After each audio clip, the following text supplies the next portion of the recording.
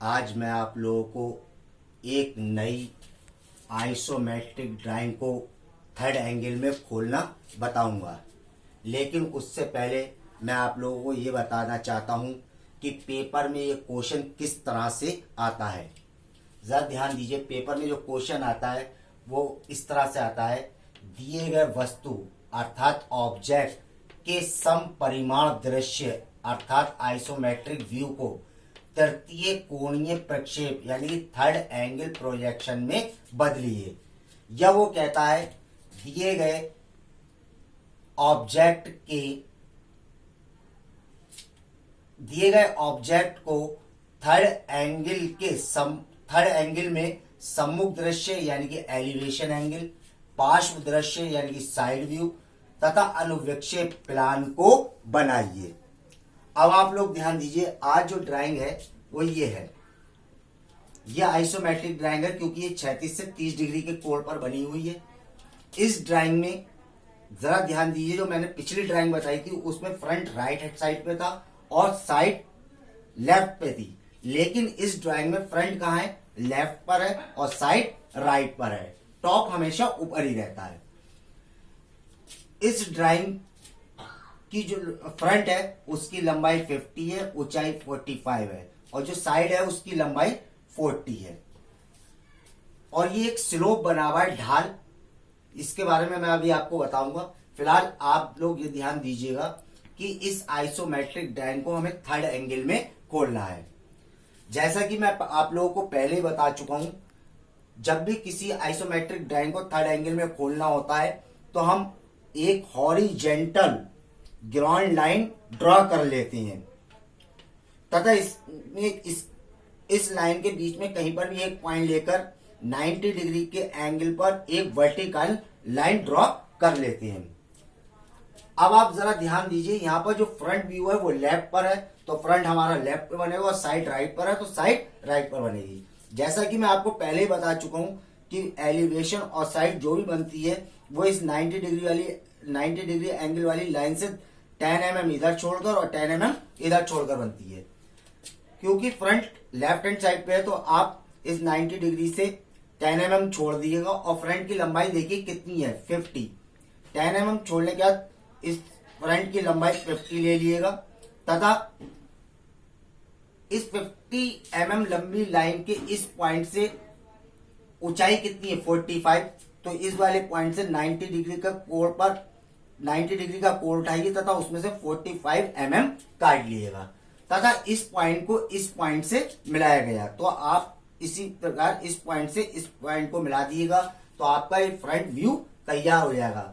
जरा ध्यान दीजिए, अगर हम सामने से खड़े होकर देखेंगे तो फ्रंट में सिर्फ हमको यही चीज नजर आएगी, एक ट्रायंगल नजर आएगा, इसके अलावा ये कुछ नजर नहीं आएगा। तो फ्रंट आपका यानी कि एलिवेशन तैयार हो चुका है। उसके बाद हम बात करते हैं साइड व्यू की। Side view right hand side पे, तो राइट हैंड साइड पे बनाना होगा। इस पॉइंट से 10 mm छोड़कर साइड की लेंथ कितनी है, 40।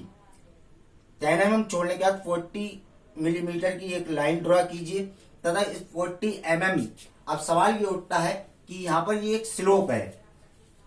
जब हम यहां से खड़े होकर देखते हैं जो स्लोप होता है, ढाल होती है, वो हमें ढाल नहीं दिखाई देती है, बल्कि ढाल की जगह वास्तव में है तो ये ढाल, लेकिन जब हम इधर से खड़े होकर देखेंगे तो ढाल हमें ढाल नहीं दिखाई देती, बल्कि ऐसा लगता है कोई वर्टिकल दीवार खड़ी है।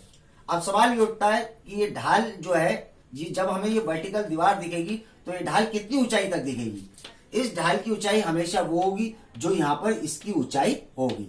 तो आपने 40 mm की एक लाइन ड्रॉ कर ली क्षैतिज में। इस पॉइंट 40 mm के इस पॉइंट और इस पॉइंट यानी कि इस पॉइंट और इस पॉइंट से 90 डिग्री के कोण उठाइएगा तथा उसमें से ढाल की ऊंचाई 45 mm इधर काट लीजिएगा, 45 mm इधर काट लीजिएगा तथा इनके ऊपरी सिरों को मिला दीजिएगा। इस प्रकार हमारी जो है साइड तैयार हो जाएगी। अब हमें इसका प्लान बनाना है।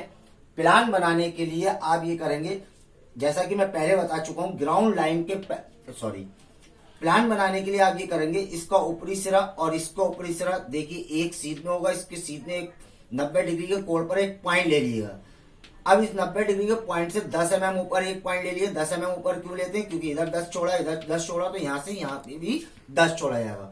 और इस पॉइंट पर ग्राउंड लाइन के पैरेलल एक XY लाइन ड्रा कर लिएगा।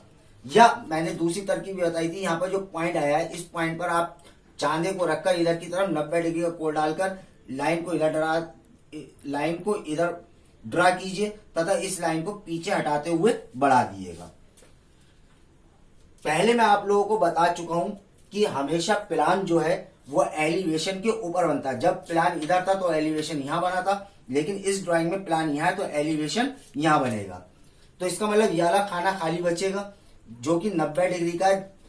इस 90 डिग्री का आधा कोण यानी 45 डिग्री की एक लाइन ड्रा कर लीजिएगा। 45 डिग्री का एक कोण डाल दिएगा। अब साइड की जो ऊर्ध्वाधर रेखा है इनको ऊपर की ओर उठाइएगा। इस वाली ऊर्ध्वाधर रेखा को भी ऊपर उठाइए, इस वाली ऊर्ध्वाधर रेखा को भी ऊपर उठाइए, जो 45 डिग्री वाले पॉइंट पर दो जगह काटेंगी। अब आप XY के पैरेलल इन पॉइंटों पर क्षैतिज रेखाएं हॉरिजॉन्टल लाइन ड्रा कर दिएगा। जब ये 45 डिग्री पर पढ़ने के बाद जब ये लाइनें हॉरिजॉन्टल हो जाती हैं तो उसके बाद एलिवेशन की जो आपकी ऊर्ध्वाधर रेखा ये है इसको ऊपर की ओर उठाइएगा तथा इस पॉइंट से 90 डिग्री का कोण उठाकर एक ऊपर की ओर लाइन ड्रा कीजिएगा। इधर से आने वाली लाइनें और इधर से आने जाने वाली लाइनें एक दूसरे को आपस में कहीं काटती हैं, उसके बीच में एक आकृति बनती है जो कि हमारा प्लान कहलाता है। प्लान खुद ब खुद आता है। प्लान की लंबाई जो होगी इस एलिवेशन की लंबाई के बराबर होगी। जरा ध्यान दीजिएगा, प्लान की जो लंबाई होगी वह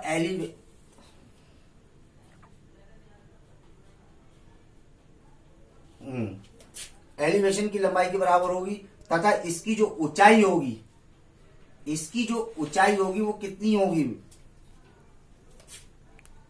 ये आपकी जा रहा है 40 होगी। कितनी होगी? 40। क्योंकि जब हम ऊपर से खड़े होकर देखेंगे तो ये स्लोप दिखाई देगा और ये स्लोप जो है ऐसे ढालदार होगा, लेकिन आपको बिल्कुल क्षैतिज दिखाई देगा। जब क्षैतिज दिखाई देगा तो इसकी जो है ये लेंथ जो है 50 आएगी और ये 40। नाप कर देख लीजिएगा, 50 आना चाहिए और ये 40 आना चाहिए। अब यहां पर जो मैंने ड्राइंग बनाई है आप लोग देख सकते हैं, दो कलर में बनाई है। एक ब्लैक कलर का यूज किया और एक रेड कलर का। ऐसा मैंने इसलिए किया है जिससे आपको पता चल सके कि जो रेड कलर की मैंने लाइनें ड्रा करी हैं इनकी इंटेंसिटी बहुत कम रखी जाती है और जो ब्लैक कलर से ड्राइंग बनाई है इनकी इंटेंसिटी अधिक रखी जाती है। आप लोग एक ही पेंसिल यूज करेंगे। जब आपको लाइट लाइन ड्रॉ करना हो तो पेंसिल को बहुत कम प्रेशर देकर चलाइएगा और जहां पर मेन ड्राइंग बनाना हो वहां पर पेंसिल पर थोड़ा प्रेशर डाल के चलाइएगा तो मेन ड्राइंग जो है डार्क कलर की प्राप्त हो जाएगी और एक्स्ट्रा लाइनें सब लाइट कलर की प्राप्त होंगी। अब आपको इसकी जो है डायमेंशनिंग करनी है तो सबसे पहले फ्रंट की डायमेंशनिंग ये कितनी थी? 50। इसके सीध में लाइनें खींच के इसके बीच में डायमेंशन लाइन डालकर उसमें लिख दिए 50। इसकी ऊंचाई कितनी थी? 45। यहाँ पर एक इसके सीध में लाइन खींचकर इस डायमेंशन लाइन डाल के इसमें लिख दिया 45। अब साइड की बात कर रहे हैं तो साइड की लेंथ कितनी थी? 40। सीध में लाइनें खींचकर डायमेंशन लाइन डालकर उसमें लिख दिया 40। और स्लोप कितनी ऊंचाई तक दिखाई देगा? मैंने बताया 45 तक। तो इसके सीध में एक लाइन डालकर डायमेंशन लाइन खींचकर यहाँ पर 45 लिख दिएगा। नीचे 3 से 5 mm के गैप 3 से 5 mm गैप की दो गाइडलाइनें डालकर एक में एलिवेशन दूसरे में साइड और प्लान के नीचे भी 3 से 5 mm गैप की दो गाइडलाइनें डालकर इसमें प्लान लिख दिएगा। यहाँ पर दो गाइडलाइनें डालकर उसमें लिख दिया R dimension R in mm और नीचे थर्ड एंगल का सिंबल बना दिएगा। थोड़ा मैं आप लोगों को ये भी बता दूं, मैं बार बार mm का नाम ले रहा हूं तो आप लोग ये ध्यान रखिएगा 1 सेंटीमीटर में 10 mm होते हैं, या ये कह लिए कि 10 mm जो होता है वो 1 सेंटीमीटर के बराबर होता है। अर्थात कहने का मतलब ये जो ये लंबाई है 50 mm ये 5 सेंटीमीटर के बराबर होगी। 45 mm जो है ये 4.5 सेंटीमीटर के बराबर होगा और 40 mm जो है वो 4 सेंटीमीटर के बराबर होगा। धन्यवाद।